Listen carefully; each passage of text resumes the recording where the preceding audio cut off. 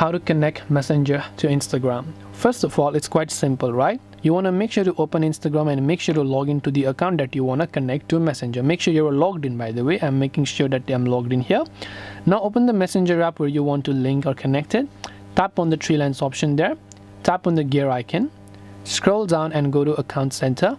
From Account Center, you'll find the option called Profiles. Go to Profiles. Now here in my case, I've already added one of the Instagram accounts that I have, but if you want to add another, tap on Add Account, and normally it will just load up the Instagram account that is currently logged in. So right here you can see, you can simply select that, tap and continue. This particular Instagram account will get linked with my Meta account, or in this case is my Messenger account. So it's as simple as that. Make sure you're logged in. In my case, I've already added 2 accounts, but you can add as much as you want as well. So I hope that this video helped you in particular. If you have got any more questions, queries, or doubts, feel free to also leave them down in the comments section below. Thank you for watching till the very end of this tutorial, and as always, see you soon in the next video.